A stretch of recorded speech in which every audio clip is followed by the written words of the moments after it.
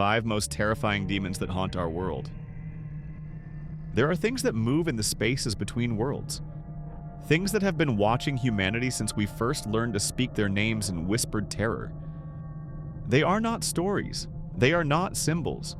They are ancient intelligences that feed on human suffering with a patience that spans millennia. In the quiet hours before dawn, when sleep feels impossible and shadows seem to breathe, these entities draw closer to our reality. They have been documented, witnessed, fought against by those brave enough to face them. The accounts that follow are not comfortable reading. They describe encounters with beings whose very existence challenges everything we believe about the nature of evil. These demons do not simply tempt or torment. They consume. They corrupt. They transform their victims into something that can no longer be called human. And once they notice you, they never forget. When the story ends, tell me in the comments which one unsettled you the most. Your feedback helps me shape darker, better horror stories every single night. Number 1. Pazuzu, the ancient wind of madness. Picture this. You wake at 3 a.m. to the sound of wind howling outside your window, but there is no storm. The air is dead still. The howling is coming from inside the walls. Pazuzu has been hunting humans since before the pyramids were built. In the buried cities of Mesopotamia, mothers would find clay tablets bearing warnings. Close your windows when the wind smells of death. Cover your pregnant belly when shadows move against the light. The ancient Assyrians carved his image not in worship, but in desperation, a demon so terrible that even other demons fled from his presence. 4 wings that beat without sound, talons that could reach through solid walls. A face twisted in eternal rage with eyes that see into the deepest corners of human fear. But it was in 1949 that Pazuzu revealed his true horror to the modern world. 13-year-old Roland Doe was playing with a Ouija board when the house began to scream. Not metaphorically. The walls themselves produced sounds. Scratching, clawing, voices in languages that predated Christ. His bed would shake so violently that plaster fell from the ceiling. Objects would fly across rooms with such force they embedded in walls. Then came the marks. Each morning, Roland's body would bear new wounds. Scratches that spelled words in ancient Assyrian. Welts that formed symbols no child should know. But worst were his eyes. Father William Bowden wrote in his diary, "The boy's eyes, they are not his own. Something ancient looks through them. Something that knows our names, our fears, our secret sins." During the exorcism, Roland would speak in the voice of a grown man, describing in perfect detail the deaths of priests who had lived 2,000 years ago. He knew things. Terrible things. The color of blood when it first leaves the body. The sound bones make when they snap. How long consciousness persists after the heart stops beating. "I am the wind that brings disease," the voice would say through Roland's mouth. "I am the fever that takes the child in the womb. I have been patient, I have been watching, and now I am here." Father Raymond Bishop watched Roland's face change during these episodes. The bone structure itself seemed to shift, features becoming lupine, predatory. Medical doctors examined the boy during possession and found physiological changes that should have been impossible. Body temperature dropping to near hypothermic levels while the child remained conscious, pulse rates that would normally indicate death, muscle contractions that generated inhuman strength. The 30-day battle to free Roland's soul left everyone involved permanently changed. Priests reported nightmares for years afterward, dreams of ancient temples where children were sacrificed to feed the hunger of the wind. But more disturbing were dreams about present-day events. About nurseries where something moved in the shadows. The exorcism succeeded, but Pazuzu had demonstrated something that chills modern demonologists. He can wait. For decades, for centuries. He notices every woman who touches a Ouija board while pregnant. Every child who calls out in the night to spirits they don't understand. Recent cases documented by Vatican exorcists tell the same story. A young mother in Detroit starts having dreams about miscarrying her healthy baby. Within days, her 4-year-old son begins speaking Akkadian, a dead language, describing in clinical detail what her unborn daughter looks like. A family in rural Pennsylvania discovers that their infant daughter stops breathing exactly at 3 a.m. each night, but only when the wind picks up outside. The episodes last exactly 3 minutes, long enough to cause brain damage, brief enough to avoid death. Security cameras in the nursery show the baby floating 3 feet above her crib. At the moment her breathing stops. These are not isolated incidents. Families who survive these encounters report the same final warning, sometimes scratched into walls, sometimes whispered by children too young to understand the words. I know where you live. I know your bloodline. When you are no longer protected, I will return. The wind remembers everything. Valak, the demon who knows your secrets. The thing about secrets is that someone is always listening. Valak appears as a child, sweet-faced, innocent, wings like fresh snow. This is intentional. When you see a child asking questions, you answer them. You trust them. You tell them things you wouldn't tell your closest friend. That's your first mistake. Picture yourself alone in your house on a Tuesday evening. The lights flicker once, just once, and suddenly there's a child standing in your living room. Maybe 6 years old, perfect blonde hair, blue eyes that never blink. She smiles and asks, "Can you tell me about the thing you did when you were 17? The thing you've never told anyone?" Your blood turns to ice water because you know exactly what she means. The thing that happened one night that you've buried so deep, you sometimes convince yourself it was a dream. But this child knows. In 1977, the Hodgson family learned what happens when Valak decides to visit. It started small during the infamous Enfield haunting. 11-year-old Janet would sleepwalk, but cameras caught her moving in perfect straight lines through the house with her eyes closed, navigating around furniture that had been moved after she fell asleep. When her parents woke her, she would smile and say, "The little girl told me where everything was." Then came the voices. Janet would speak in the gravelly voice of Bill Wilkins, an elderly man who had died in the house years earlier. But Bill knew things, intimate things, secret things about every person who entered that house. Maurice Gross, the lead investigator, was told the exact date of his daughter's death, a tragedy he had never discussed publicly. The voice knew about his private grief, his guilt, his desperate prayers that no one had ever heard. When Gross asked how it possessed this knowledge, the response chilled him. "She told me, the little girl with wings. She collects secrets like butterflies." But Valak's cruelty goes beyond mere exposure. The demon weaponizes secrets.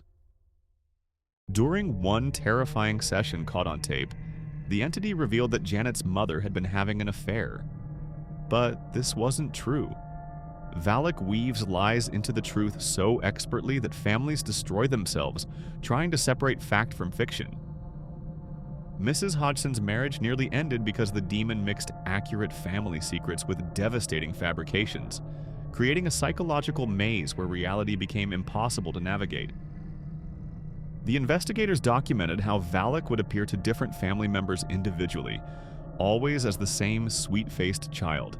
To Janet's 8-year-old brother Billy, the demon appeared as a little girl who wanted to play Tea Party. During their games, Billy would cheerfully tell her about private conversations between his parents, fights he had overheard, secret adult worries he had witnessed. Then, later, these intimate family secrets would be broadcast through Janet's possessed voice for all the investigators to hear, destroying privacy and trust with surgical precision.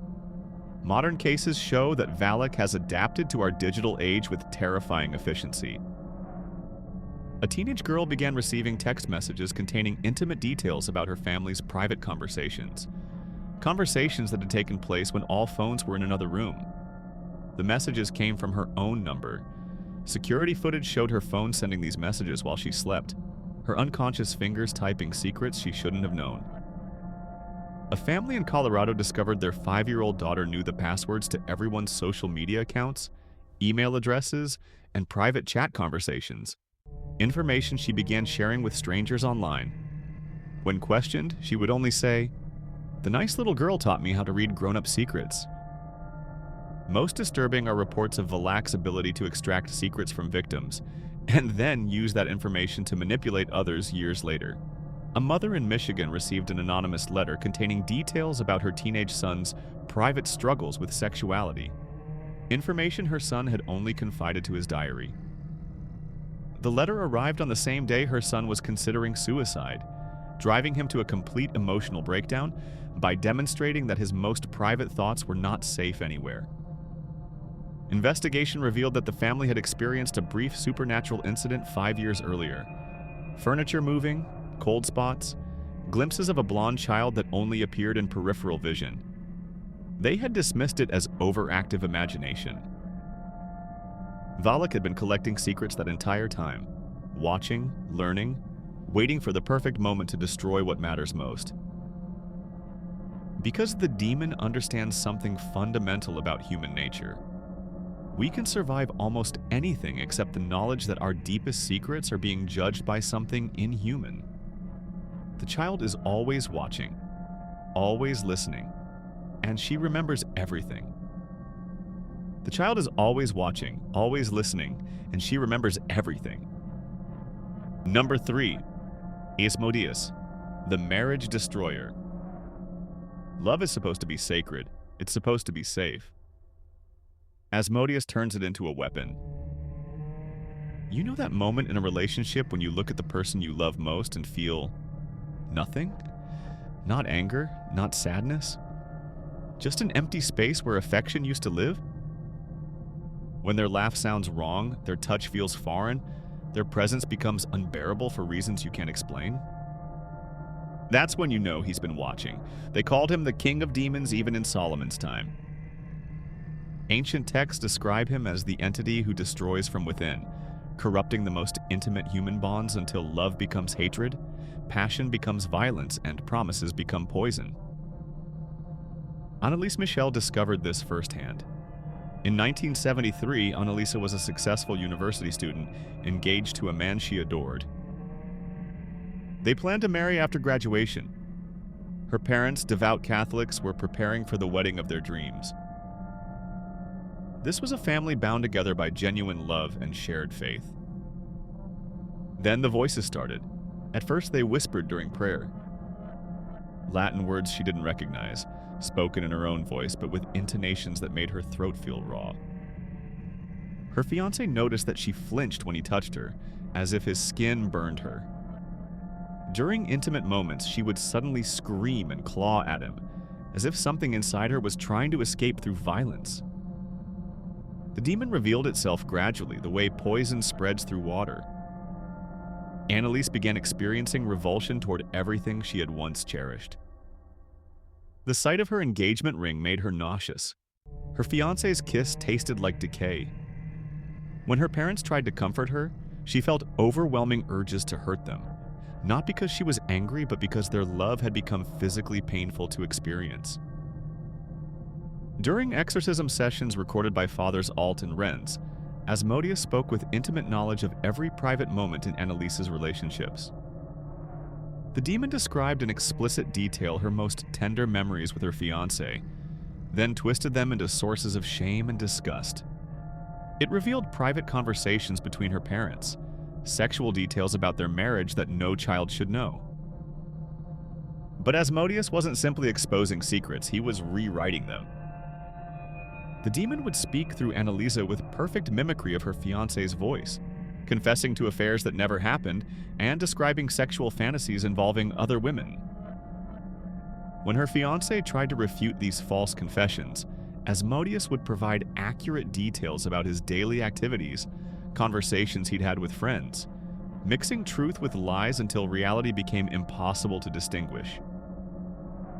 Her parents began fighting viciously, each blaming the other for their daughter's condition.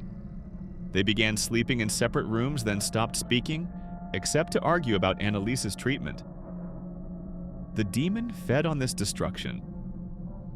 As the family bonds disintegrated, Asmodeus grew stronger. Her engagement ended when Asmodeus forced her to confess, in front of her fiancé, to sexual thoughts about his younger brother.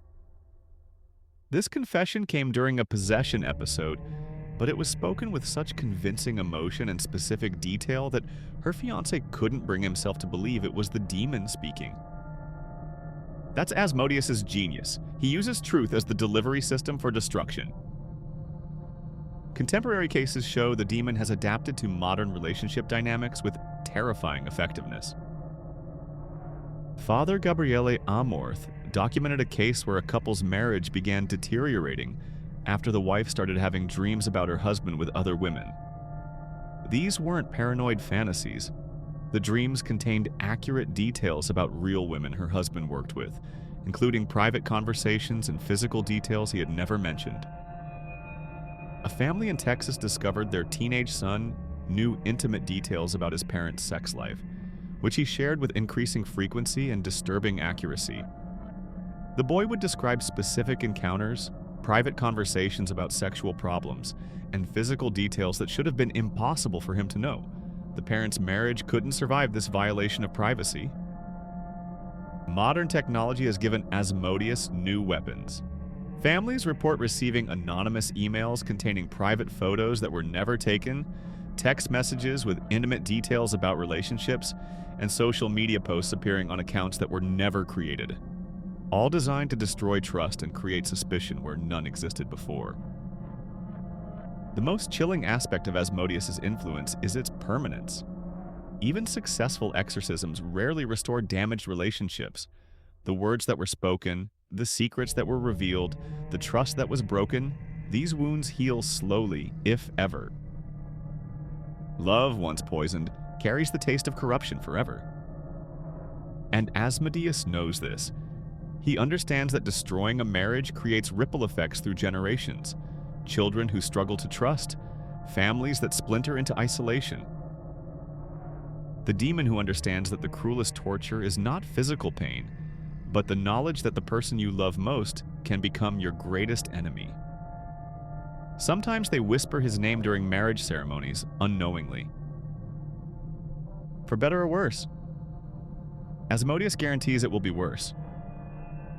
The most dangerous trap is the one that doesn't feel like a trap at all. Belphegor doesn't come with fanfare or terror. No dramatic possessions or flying furniture. He arrives quietly like an old friend bearing gifts. He solves your problems, pays your bills, makes life easier. That's when you should run, but you won't, because by then, you can't. Marie Thibodeau learned this in 1974 when her family was 2 months away from losing their Louisiana farm. 4 generations of debt were finally catching up with them, and bankruptcy lawyers were preparing papers. Her husband worked 18-hour days and still couldn't make ends meet. Marie was desperate enough to try anything. The grimoire she found at an estate sale contained instructions for summoning help during financial difficulties.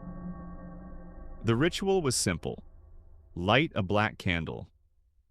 Speak the invocation 3 times. Offer service in exchange for prosperity. That night, Marie lit the candle in her barn and spoke words that felt wrong in her mouth. She woke to find their mortgage payments sitting on the kitchen table. Exact amount. Crisp new bills, no explanation. The mortgage check was just the beginning. Their tractor, which had been broken for months, was found fully repaired and running better than ever. Bills continued to be paid mysteriously. Bank statements arrived showing deposits that neither Marie nor her husband had made. When they called the bank for explanations, they were told the deposits came from family accounts that didn't exist. Within 6 months, the Thibodeau family went from poverty to comfort. They bought new furniture, new clothes, a new car. Neighbors marveled at their sudden prosperity. That's when the price became clear. Marie noticed she couldn't motivate herself to do simple tasks anymore. Laundry sat for weeks because washing clothes felt impossibly difficult. Cooking became a monumental effort that left her exhausted for hours. Even getting dressed in the morning required tremendous willpower she no longer possessed. Her husband experienced the same changes. Feeding their animals, work he had done his entire life, became unbearably tedious. He would stand in the barn, staring at the feed, knowing what needed to be done, but unable to force himself to move. Their children stopped doing homework, not because they were rebellious, but because the act of thinking had become painful. Their youngest son would sit at the kitchen table for hours, staring at a single math problem, tears streaming down his face because his mind refused to engage. But the supernatural assistance continued. Homework was completed overnight by invisible hands. Chores were finished while the family slept. Their prosperity grew as their ability to function normally withered.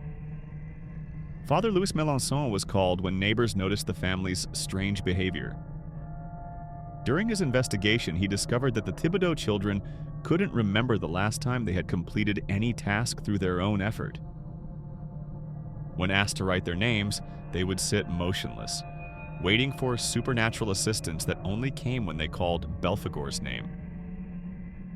The demon's influence extended beyond simple laziness. Medical examinations revealed neurological changes that doctors couldn't explain.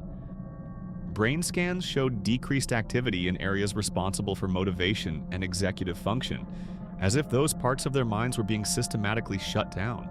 The exorcism was complicated because the family didn't want to be freed. They had grown dependent on supernatural assistance for everything from paying bills to tying their shoes. The prospect of returning to normal human capability terrified them more than demonic possession. They begged Father Melançon to allow them to keep just a small amount of supernatural help. This is Belphegor's genius. He makes his victims complicit in their own destruction. When the exorcism succeeded, the withdrawal was excruciating. The family experienced depression, anxiety, and physical symptoms similar to drug addiction. Simple tasks that they had performed effortlessly before felt impossibly difficult. They had to relearn basic life skills while dealing with the collapse of their supernatural wealth.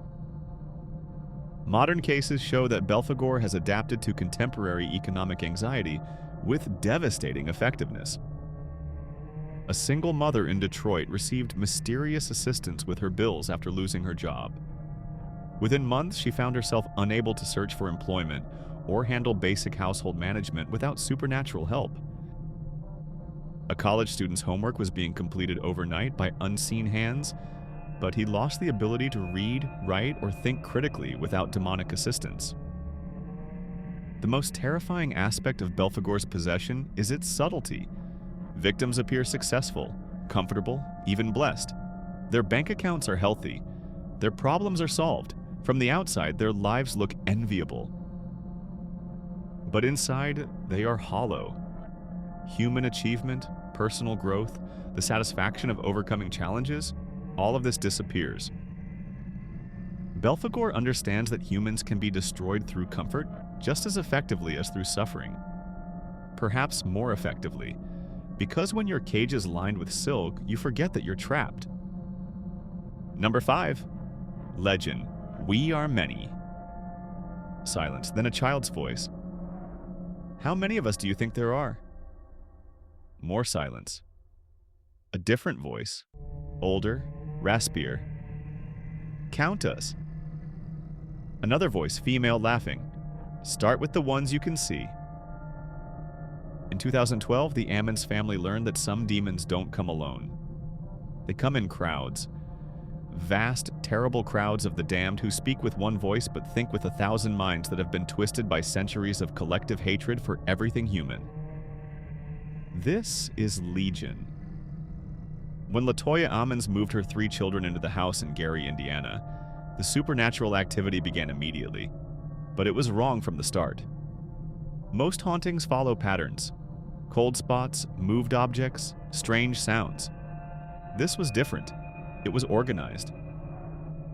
While her 7-year-old daughter was possessed, her 9-year-old son would speak in perfect synchronization from another room.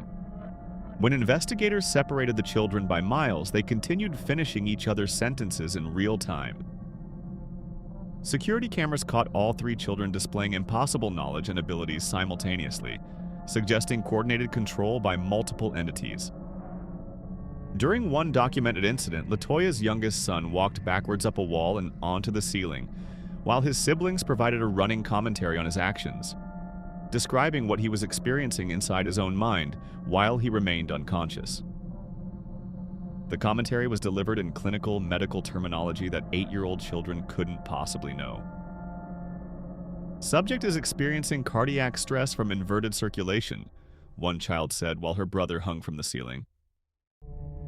Increased pressure in cranial cavity may cause permanent damage if duration exceeds 4 minutes. Medical professionals present verified that the clinical observations were accurate. Father Michael Maginot documented that traditional exorcism techniques were not only ineffective against Legion, but actually made the manifestations worse. Single demon exorcism assumes one entity that can be addressed, bargained with, or commanded to leave. Legion cannot be bargained with because it contains thousands of individual consciousnesses that contradict each other. "What is your name?" Father Maginot asked during one session. The response came from multiple family members simultaneously. "I am Marcus, who died in fire. I am Sarah, who drowned in ice. I am William, who saw his children eaten. We are the ones who refused salvation. We are the ones who chose darkness. We are Legion, for we are many." The entities within Legion provided specific historical details about their individual deaths and the circumstances that led to their damnation. Investigators verified many of these details through historical records, discovering that most described real people who had died in traumatic circumstances over the past 3 centuries. But Legion's horror goes beyond multiple possession.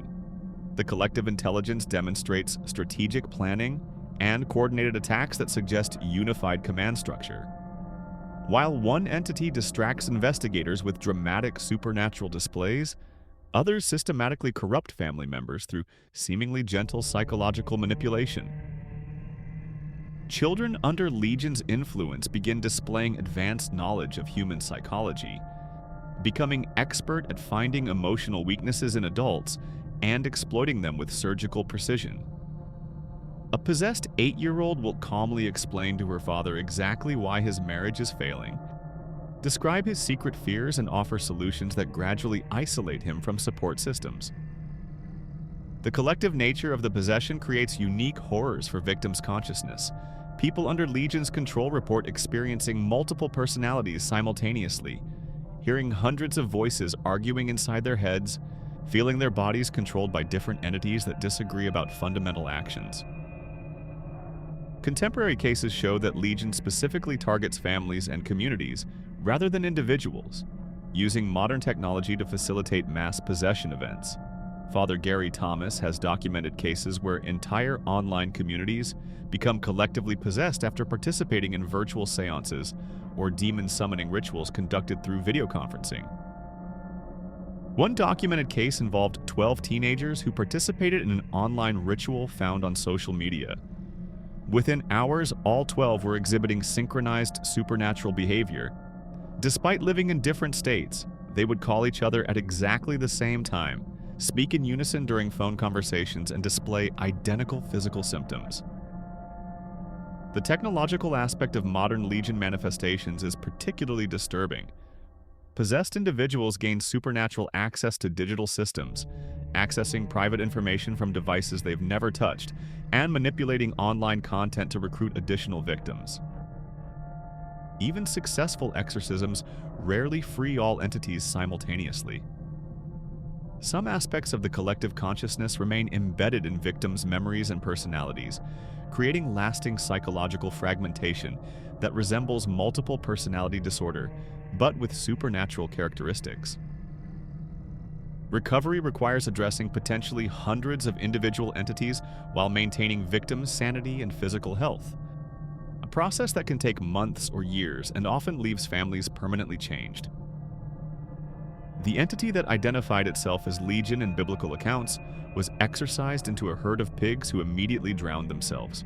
Modern cases suggest that Legion learned from this experience. It no longer concentrates its presence in single locations where it can be contained and destroyed. Instead, it spreads, it adapts, it multiplies. Because Legion understands something fundamental about human nature. We are stronger together, but so are they. These entities do not exist in some distant supernatural realm. They move among us, patient as stone, hungry as fire.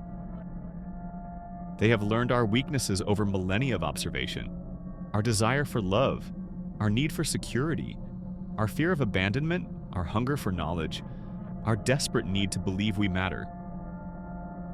The accounts documented here represent only the cases brave enough to be reported, investigated, and recorded. For every exorcism that succeeds, how many victims suffer in silence? For every demonic manifestation identified by trained clergy, how many families attribute their destruction to simple mental illness, bad luck, or personal failure? The most chilling truth about these demons is not their supernatural powers, but their patience. They can wait decades for the perfect opportunity to destroy a soul. They understand that true horror is not the sudden shock of violence, but the slow realization that everything you trusted, everyone you loved, and every hope you cherished has been systematically corrupted from within. In the end, perhaps the real question is not whether demons exist. The question is whether they are already watching you. Whether the small problems in your life, the unexplained difficulties, the gradual erosion of things that once brought you joy, whether these are simply the natural struggles of human existence. Or whether something ancient and patient has noticed you and decided you're ready to learn what true hopelessness feels like. The shadows are deeper tonight than they were last night, have you noticed? Thank you for watching. If you enjoyed this dark journey, hit the like button and subscribe. New horror documentaries every single night here on TrumbleDreams.